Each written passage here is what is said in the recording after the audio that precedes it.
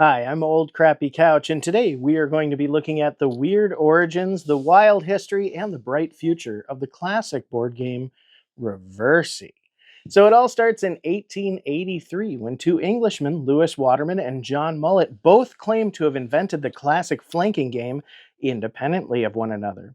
They fought over it so much, denouncing the other one as a fraud, that no patent was issued, and in 1893, German game producer Ravensburger began mass producing Reversi game boards. Now, this is a pretty interesting little game. The tagline that it's been marketed under for a long time is a minute to learn, a lifetime to master, and I gotta say, that's pretty accurate. So this is a traditional configuration to start the game in. Black goes first, and the idea is to try to flank your opponent and claim their chip. So what that means is, for instance, if I place my black chip here, I now have one on either side of this white chip, flanking it and claiming it for my own. Players will continue taking turns flanking each other's chips until the entire board is filled, at which point they will count up, and whoever has the majority wins the game. There are some refinements to the rules, such as if you can flank on a turn, you must, and if there's no possible flank, you have to defer your turn to your opponent. Also, if you run out of chips, your opponent has to supply you with any that they have in their possession. It's a lot of fun. Like I said, it's simple to learn, but takes a lot to master, which is something that I appreciate from just about any game. Now, it wasn't until 1971 that the game was actually patented, and that's where the name Othello comes in. So a Japanese salesman named Goro Hasegawa patented his rule set, which was really hardly a divergence from Reversi. All he really did was actually patent the game with this preset opener, which was already common in Reversi. So a negligible difference, if at all. He then named the game Othello, which was a nod to the play Othello, the Moor of Venice by William Shakespeare. The green felt board symbolized a battlefield, the black discs Othello, the Moor of Venice, and the white chips Desdemona. It is kind of a neat little literary nod. However, that being said, he didn't really come up with the idea, and he sort of just backed it up with his literary BS. And it gets even worse because around 2000, he started saying that this wasn't a refinement on Reversi, but in fact, an original creation of his as well. And then later, he started saying that Othello and Reversi dated back almost 5,000 years, to which there's no archaeological evidence to back this up, though I could see where he might have been confused by seeing older Go boards, which play on a similar, though larger grid, and with black and white, though not double-sided, discs. However, that only dates back about 2,000 years, if I'm not mistaken. So we have a pretty weird spotted history for Reversi and Othello, which are essentially the same game, but it all depends on the production rights at this point. However, that being said, despite its strange history, I believe Reversi has an extremely bright future in the form of this super Reversi game from Giiker. Now, Giiker sent me this for review. I've reviewed a number of their games in the past, and they are always a pleasure. They make electronic variations on classic board games, all of which are a surprisingly rewarding tactile experience, and this one is no slouch. First off, let's look at the design cues here. One thing that I really appreciate is the premium look of the Super Reversi with this lovely hunter green that nods to the green felt game board of a classic Reversi board, as well as making use of this subtle gray tone which offsets the black dial on the outside of this game, which is actually functional. There are three game modes: single player, two player, and challenge mode. Your average game of Reversi takes about 20 minutes, so single or two player will last that long. However, if you only have five, put it on challenge mode for a single player experience that's quite rewarding. There are up to 500 different puzzles available to you that are basically a partial game given to you, allowing you to try to swing it in your favor before the end. So with 500 possible configurations, you are not going to run shy of challenges. Now let's light this up, because one of the things that I really appreciate is the display, which is a white and teal lighting system. But watch this. I love that tracking light along the outside of this ring. Now, as the game is played, This is going to tell each player whose turn it is. Since it's a single player game, I have it oriented towards you, player one. To play, you would rotate this dial on the outside to find your possible moves and lock them in by pressing this button. You'll notice, since I now have more spaces than my opponent, my ring gets larger and theirs gets smaller until they claim more, and then theirs gets larger. I love the score tracking because as the game progresses, the swings can get quite wild.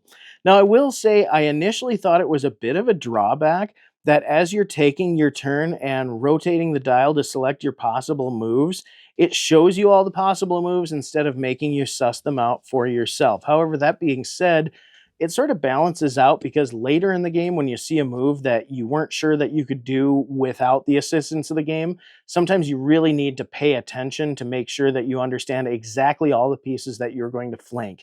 I've made a lot of big strategic errors by relying on the game to know better than I did at a glance. So you still want to think out each and every move very strategically. So I don't think it takes away any more than, say, a computer chess game that also only allows you to make any legal move with any given piece, just applied to Reversi.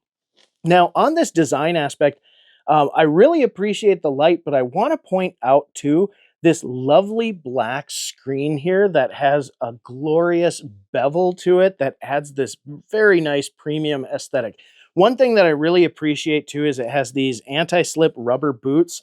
So when me and the missus were playing this out to play test, I mean, we had this just sitting at the table between the two of us, locking in our moves. I love the subtle sound effects. There's just these light little pops. I'll play it in the B-reel so that you can get a nice sound.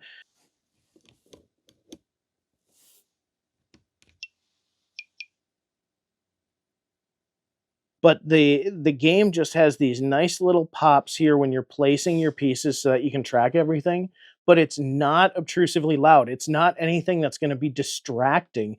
I was actually mentioning that if we were going to take a small game to the bar and just have a beer and some onion rings and play something, this would be ideal. You don't have to keep track of any pieces. It's not going to interrupt anybody, and you can play this in a low light. And I haven't gotten it out in a really bright day with Minnesota snow on the ground, but it is still relatively easy to discern in daylight. However, that being said, not having to keep track of pieces and having the very simple controls of just rotate the dial and lock in your move, just lovely. This is every bit as relaxing to play as Mancala, and I actually prefer it in this form to the original form. So I got to say, this was a joy to review, and I don't want to overlook some of the other wonderful accoutrements. So we also get lovely packaging from Giiker. As always, they like to do these sort of flap closures on their boxes, which really work great for the reuse. This one is unique from the other Giiker packages I've gotten. This is the first one that had a vacuum-formed insert to store the game. It fits with a very nice tolerance here, so it holds it quite snugly. And it has a sort of matte finish, which I found to be really attractive. It came with a very small rule book. Oh, we must show care. We take care of our things. Here we go. It came with a small accordion rule book with the basics of how to play Reversi. That's actually really nice paper stock too.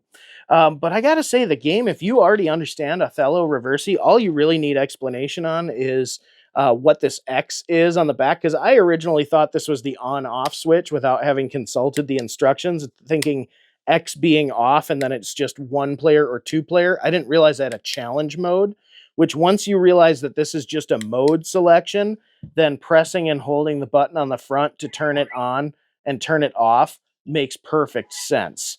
But like I said too, I don't know if you heard that coming over my mic or not. I like that the sound effects are set to a really nice level. It's just enough that you can hear it, but it's not going to interrupt. Like, I wouldn't feel bashful playing this at a table next to somebody, whereas like playing on some of these smartphone games where they have really shrill noises, you got to mute them. You're not going to be able to play. This is just a really nice. I mean, I don't even know if that's really coming up. I don't know how much you're getting on the microphone, but it doesn't really bother me, and I would hardly notice it even a few feet away. Again, This too is such an attractive setup. I'm sorry, I'm gushing, but this is, I've reviewed a bunch of their games. I've done Super Ludo, the Super Slide, the Super Decoder, Smart 4. I loved all of them. I thought they were great build quality. They all look nice, but this has to be the most elegant design of all of them. It's super portable. It looks great. I'm even going to include B-Reel just to back this up. With this hunter green, this black, this gray motif, I'm going to include B-Reel where I have it on my Danish teak dining table because nothing shows luxury like Danish teak. We're going to roll some of that footage. You just soak that in for a minute. It goes down smooth every time.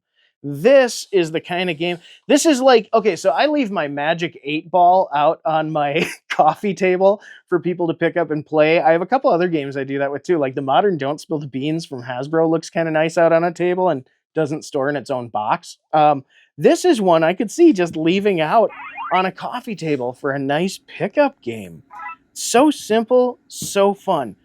Just a wonderful product. I want to thank Giiker for sending me one to review. And this is brand spanking new too.